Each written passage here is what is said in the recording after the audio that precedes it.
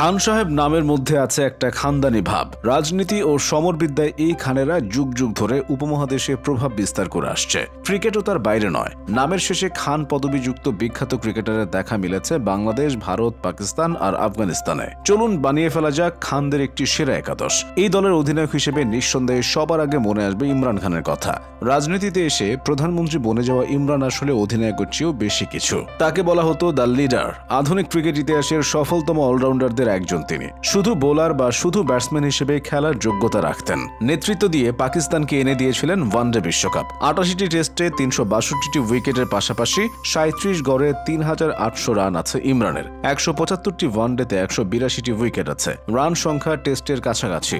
খানদের এই দলে পাকিস্তান থেকে আছেন আরও ৫ ক্রিকেটার, যাদের মধ্যে ইউনুস খান দেশটির ইতিহাসের সেরা টেস্ট ব্যাটসম্যান। লঙ্গার ভার্সনের ক্রিকেটে ৫০-এর বেশি গড়ে তিনি রান করেছেন ১০,০০০-এর বেশি। ৩ নম্বরের গুরুত্বপূর্ণ পজিশন সামলাতে তার চেয়ে ভালো খান আর কে হতে পারে। ওপেনিং এ আছেন দেশটির আরেক বিখ্যাত ক্রিকেটার মাজিদ খানও। তার আন্তর্জাতিক ক্রিকেটের ক্যারিয়ার ছিল প্রায় ২ দশকের। খেলেছেন ৬৩টি টেস্ট এবং ২৩টি ওয়ানডে ম্যাচ। টেস্টে প্রায় ৩৯ গড়ে করেছেন প্রায় ৪,০০০ রান। তবে প্রথম শ্রেণীর ক্রিকেটের রান সংখ্যা ২৭,০০০-এর বেশি তার। উইকেট রক্ষক হিসেবে থাকবেন মারকুটে ও লড়াকু মঈন খান। পাকিস্তানের ১৯৯২ বিশ্বকাপ জয়ী দলের সদস্য তিনি। ৬৯ টেস্ট এবং ২১৯ ওয়ানডে ম্যাচ খেলা মঈনের আন্তর্জাতিক রান সংখ্যা ৬,০০০-এর কিছু বেশি। প্রয়োজনের সময় জ্বলে ওঠা ছিল তার সাধারণ বৈশিষ্ট্য।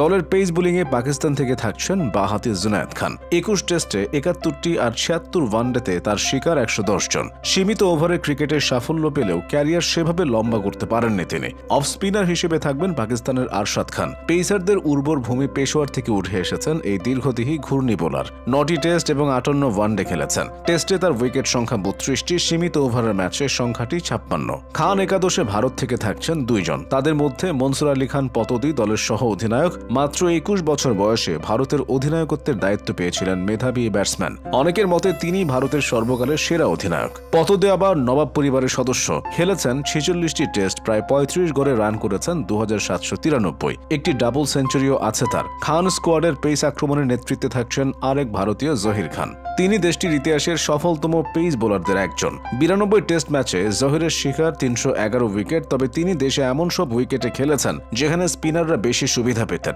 নইলে ক্যারিয়ার আরও সমৃদ্ধ হতে পারত। ২০০টি ওয়ানডেতে জহিরের শিকার ২৯২টি উইকেট। টি-২০-র ১৭ ম্যাচে তার শিকার ১৭ জন। ২ জন বাংলাদেশীয় জায়গা করে নিয়েছেন এই দলে, যারা সম্পর্কে চাচা ভাতিজা। এদের মধ্যে ওপেনিংয়ে থাকবেন তামিম ইকবাল খান। নিঃসন্দেহে টাইগার ক্রিকেটের সেরাদের একজন তিনি। ৭০টি টেস্টে প্রায় ৪০ গড়ে ৫,০০০-এর বেশি রান, ওয়ানডেতে প্রায় ৩৭ গড়ে ৮,৫০০-এর কিছু কম রান সেই সাক্ষ্য দেয়। সীমিত ওভারের ম্যাচ খেলেছেন ২৪৩টি। এই মারকুটে ওপেনার ৭৮টি টি-২০ ম্যাচও খেলেছেন দেশের হয়ে। চাচা আকরাম খানের ক্যারিয়ার অবশ্য এত সমৃদ্ধ নয়, তবে বাংলাদেশকে বিশ্ব ক্রিকেটে তুলে আনার ক্ষেত্রে যারা অবদান রেখেছেন তাদের একজন তিনি। কেবল ৮টি টেস্ট আর ৪৪টি ওয়ানডে ম্যাচ খেলেছেন আকরাম। তার অধিনায়কত্বেই ১৯৯৭ সালে আইসিসি ট্রফি জয় করে বিশ্বকাপ খেলার সুযোগ পায় বাংলাদেশ দল।